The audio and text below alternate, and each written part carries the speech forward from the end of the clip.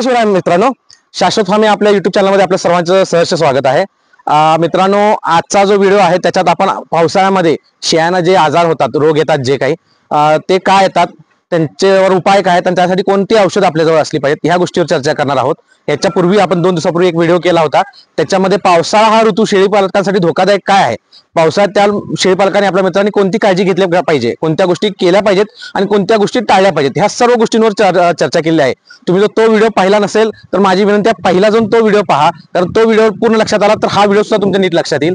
त्या व्हिडिओची लिंक मी या व्हिडिओच्या डिस्क्रिप्शन मध्ये देत आहे मित्रांनो, तो व्हिडिओ नक्की पहा आणि आपला हा व्हिडिओ सुद्धा न चुकता पहा, कारण ह्याच्यात सर्व आजार जे पावसाळ्यातले जास्त त्रास देणारे आजार आहेत, मुख्य आजार आहेत, प्रमुख आजार आहेत, त्यांच्यावर चर्चा करणार आहोत। त्यांच्यावरचे उपाय, त्यांची होण्यामागची कारणं आणि त्याच्यावरची औषधं, अशा सर्व गोष्टी मी या व्हिडिओमध्ये सांगणार आहेत। तर सर्वात पहिला मुख्य आजार आहे हागवण, जो पावसाळ्यात फार त्रास देतो प्रत्येक शेळीपालकांना। आणि हागवण होण्यामागचं मुख्य कारण म्हणजे अति ओला चारा असणे, अति हिरवा चारा वापरणे, अति ओला चारा वापरणे किंवा गवतवर्गीय चारा जास्त वापरणे, ह्या गोष्टीमुळे हागवण चालू होते। मागाशी मी म्हटलो तसं उन्हाळ्यातली सवय वेगळी झालेली असते पचन संस्थेला, तेच पावसाळ्यातून अचानक हिरव्या चाऱ्याचा, ओल्या चाऱ्याचा जास्त मारा केल्यामुळे किंवा जास्त खायला दिल्यामुळं ते पचन संस्था काम करणं बिघडतं, त्यांचं काम करण्याचं, आणि पचन संस्था बिघडल्यामुळे मित्रांनो हागवण चालू होते। त्यामुळं हागवण हा शक्यतो प्रत्येक गोठ्यात पावसाळ्यात हा होणारा त्रास आहे आणि जास्त प्रमाणात होणारा त्रास आहे। तसंच हा त्रास दुसऱ्या कुठल्या कारणामुळे होतो, तर अशुद्ध पाणी, पावसाळ्यात शुद्ध पाणी मिळणं सुद्धा काही वेळेला अवघड असतं, पाणी खराब येत असतं आणि त्या अशुद्ध पाण्यामुळे हागवण लागत असते। आणि हागवण हा साथीचा आजार, त्यामुळे एकाला लागलं की त्याच्यामुळं दुसऱ्यांना होत जातो, त्यामुळे सुद्धा हागवण पसरत जाते। मग ह्याच्यावर उपचार काय आहेत मित्रांनो, तर मोठ्या शेळ्या असल्या, मोठ्या जनावर, शेळी बोकड मोठे असले तर त्यांना प्रमुख गोळ्या म्हणजे सल्फा ही बोलस येते। बोलस म्हणजे काय मित्रांनो, मोठं टॅबलेट असतं, मोठी गोळी येते। आपल्या रेग्युलर ज्या गोळ्या असतात त्या आपण जसं माणसाला गोळ्या येतात तशा शेळ्यांच्या छोट्या गोळ्या असतात, पण बोलस म्हटली की ती मोठ्या आकारात येते। ती विशेष करून म्हशी किंवा आपल्या गाई म्हशींसाठी असते केलेली, पण शेळ्यांना सुद्धा ती चालते। अर्धी गोळी द्यायची असते शेळ्यांना ती। सल्फा असो, इकोटास हे तर अतिशय उत्तम एक औषध आहे। हे प्रोबायोटिक प्रीबायोटिक प्रकारात येतं, त्याच्यात खोलात आता घुसायला नको आपण। प्रोबायोटिक प्रीबायोटिक म्हणजे पचन संस्थेला दुरुस्त करणाऱ्या गोळ्या, पचन संस्थेत जो बिघाड झालेला आहे तो दुरुस्त करणाऱ्या गोळ्या। पचन संस्थेत बिघाड झालेला दुरुस्त झाला की ऑटोमॅटिक हागवण थांबत असते। त्यामुळे इकोटास हे अत्यंत एक चांगली गोष्ट आहे, चांगली गोळी आहे, तुम्ही वापरू शकता। तसंच बायोबूस्ट म्हणून एक गोळी येते, ती सुद्धा पचन संस्थेचं क्रिया चांगली होण्यासाठी मदत करत असते। त्यापाठोपाठ सिफ्लॉक्स टीझेड, नॉर्फ्लॉक्स टीझेड असे औषधे येतात, पण मला प्रमुख म्हणजे सल्फा आणि इकोटास या 2 गोळ्यांमध्ये चांगले रिझल्ट मिळालेले आहेत। आणि हेच जर लहान पिल्लांमध्ये हागवण लागत असेल, लहान पिल्लांमध्ये हागवण लागण्याची बरीच कारण आहेत मित्रांनो, त्यावर एक वेगळा व्हिडिओ होईल आपला, आता तो बोलत बसलो तर फार वेळ जाईल। पण मुख्य म्हणजे पावसाळ्यातला आपण बोलतो, तर पावसाळ्यात कोणत्या गोष्टीची काळजी घ्यायची, पिल्लांना उपाय कोणते करायचे, तर अरिस्टोझाईम हे माणसांचं औषध आहे। हे पाचन क्रिया काय म्हणतात, पाचक एक टॉनिक आहे, पचन क्रिया सुधारतं। त्यामुळे अरिस्टोझाईम हे औषध आपल्या गोठ्यात ठेवा। पिल्लांचं जर पोट वगैरे बिघडलं तर एक 5 ml त्यांना देऊ शकतो आपण हे औषध। त्याच्यासोबत O2 सिरप येतं, ते सुद्धा देऊ शकतो। त्याच्यानं अरिस्टोझाईम आणि O2 दोन्ही एकत्र दिल्यानं संडास लवकर बरी होण्यास मदत होते। तसे पिल्लांच्या सिफ्लॉक्स टीझेड, नॉर्फ्लॉक्स टीझेड या गोळ्या अर्ध्या वगैरे आपण वापरू शकतो। त्यामुळं ह्या गोळ्या आपल्या गोठ्यावर सुरुवातीपासून असणं गरजेचं आहे।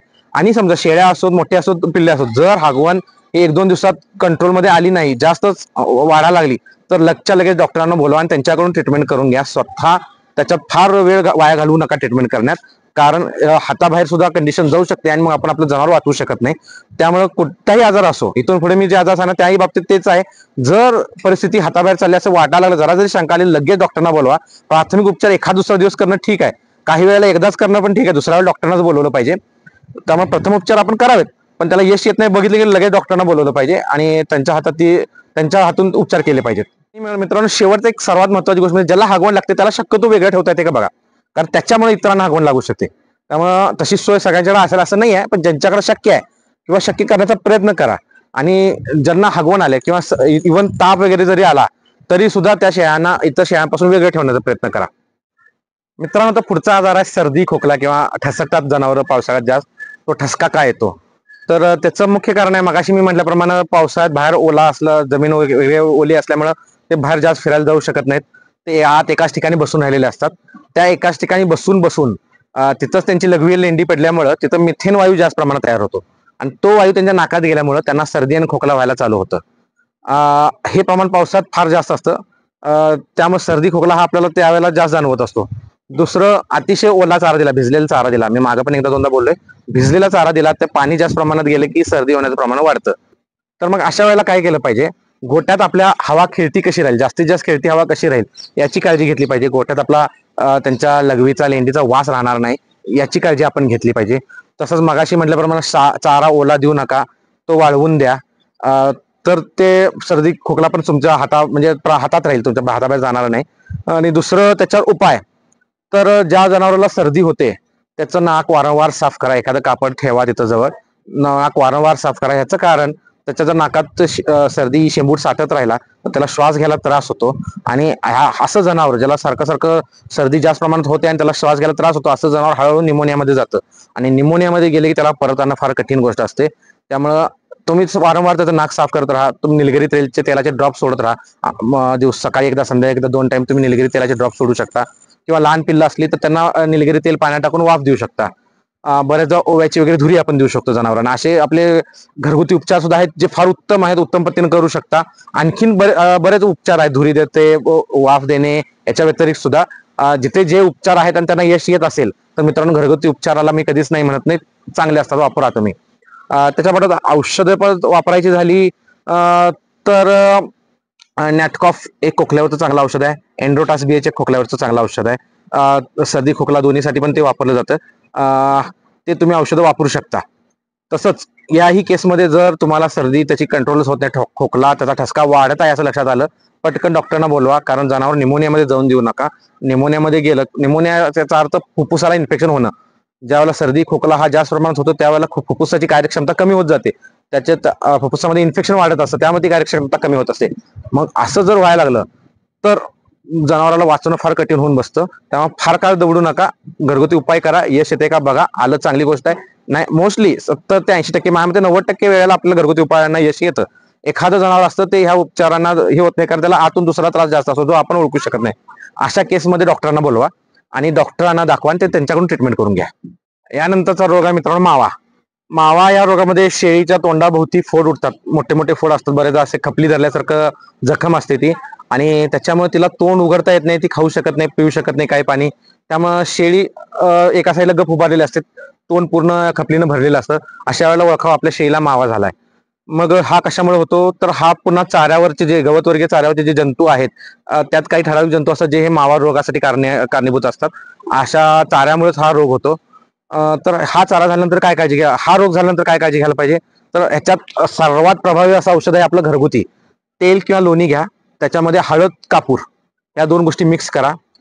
त्याचा लेप वरचेवर तुमच्या शेळीला लावत राहावा.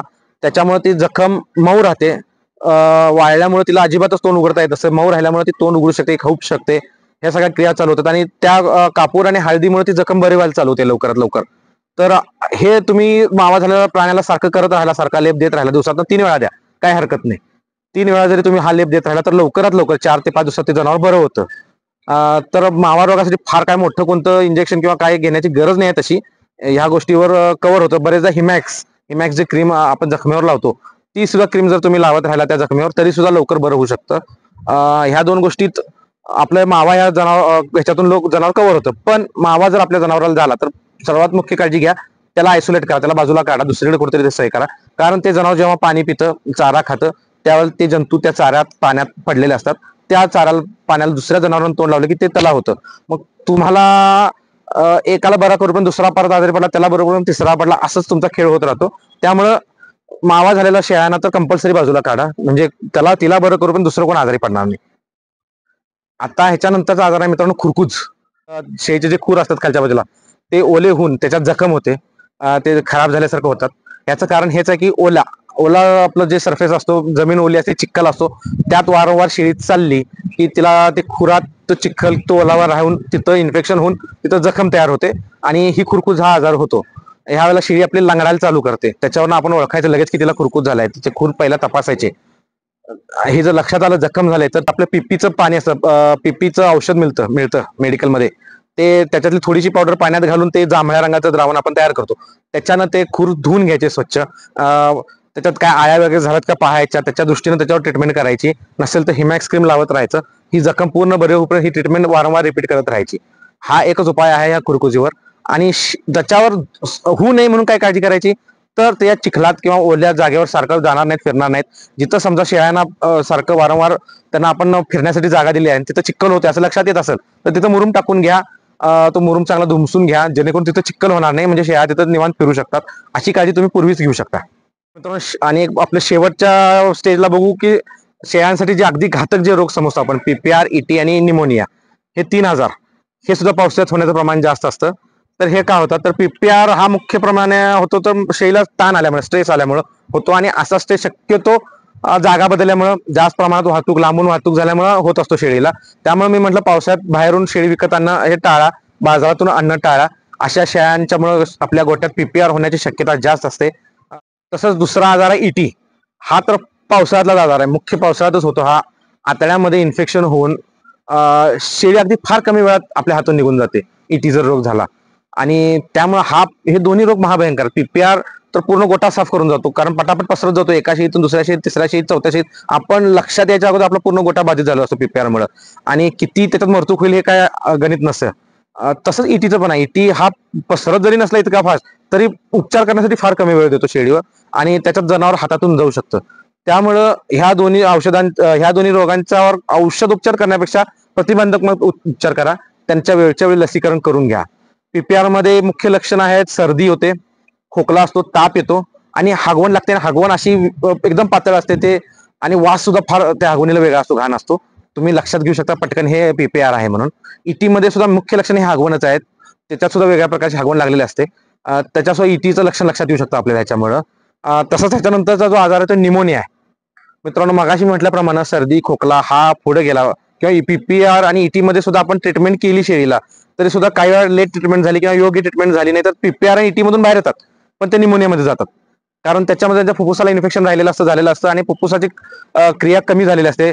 त्यामुळे हा निमोनिया हा आजार होतो, आणि हा फार भयंकर आजार आहे. त्याच्यात जर शेळी गेली तर तिला परत आणणं याच्यात थोडं कठीण असतं. त्यामुळे निमोनियात जाऊच नये याच्या दृष्टीने आपण काम केलं पाहिजे. मी मगाशीच म्हटलो निमोनियात जाऊ नये यासाठी काय काय गोष्टी करणं गरजेचं आहे, त्या सर्व गोष्टींची तुम्ही काळजी घ्या. आणि सर्वात महत्वाचं म्हणजे पीपीआर, इटी आणि निमोनिया ह्या गोष्टींमध्ये आपण स्वतः उपचार करत बसू नये. जरा जरी शंका आली या गोष्टी झालेल्या आहेत या तिन्हीपैकी, तर लगेच डॉक्टरना बोलावावं आणि त्यांच्या हातून पटकन ट्रीटमेंट चालू करावी, तरच आपलं जनावर वाचू शकतं.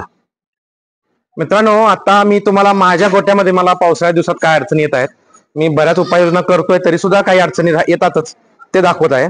आता हे बघू शकता, बाहेरच्या बाजूला पूर्णपणे चिखल झालेला आहे. त्यामुळे हे माझ्या शेळ्या चिखलात न जाता काटावर उभारणं, बाजूला कुठेतरी जागा करून बसणं, किंवा बाहेर जास्त करून न जाणं, सर्वजण आतच थांबतात. त्यामुळे आत हा किती घाण झालेला आहे बघा सर्वत्र. हे अशी अडचण येते. तरी आपला जो तळ आहे मित्रांनो विटांचा आहे, ह्याच्यात ओल लवकरात लवकर शोषून घेतली जाते, जी कॉन्क्रीटच्या कोब्यामध्ये किंवा फरशीमध्ये होत नाही. तुमच्या मुरमाचा जर खालचा थर असेल तर त्यात पण होऊ शकतं, चांगल्या पद्धतीने शोषून घेतलं जातं, पण कॉन्क्रीट आणि फरशीमध्ये ही अडचण येत नाही. आता बघा, हे यांची लघवी वगैरे सर्व एकाच ठिकाणी असल्यामुळं, तरी हा एकच कप्पा थोडा बरा आहे, त्यांना फिरायला थोडी जागा आहे. ताडपदरी बांधल्यामुळे तो थोडा परिणाम दिसतोय. जास्तीत जास्त कप्पे मला कोरडे मिळायला लागल्यात. आता हा मोठ्या शेळ्यांचा कप्पा बघूया, पाहू शकता किती ओला आहे. इकडचा कप्पा पाहू शकता. ह्या अडचणी येतात मित्रांनो, आणि याच्यावर मार्ग आपण काढले पाहिजेत. माझ्या सुद्धा याच्यात अजून सुद्धा याच्यातून त्यांना कसा आराम देता येईल ह्या गोष्टीचा विचार चालू असतो, ह्या गोष्टींचा प्रयत्न चालू असतात. तर मित्रांनो, कसा वाटला आजचा व्हिडिओ तुम्हाला मला नक्की कळवा. माझ्या परीनं मी पावसाळ्यात येणाऱ्या सर्व अडचणी सांगण्याचा आणि त्याच्यावर उपचार देण्याचा प्रयत्न केला आहे. काय करावं, काय करू नये, ह्या गोष्टी सांगण्याचा प्रयत्न केला आहे. तुम्हाला जर व्हिडिओ आवडला असेल तर नेहमीप्रमाणे लाईक आणि शेअर नक्की करा, न विसरता करा. चॅनलला तुम्ही सबस्क्राईब केलंच असेल आणि अजून केलं नसेल तर आठवणीने एकदा सबस्क्राईब करून घ्या, म्हणजे येणारे पुढचे व्हिडिओ सुद्धा तुम्हाला पाहायला मिळतील. मित्रांनो, धन्यवाद. पुन्हा भेटूया. जय हिंद, जय महाराष्ट्र.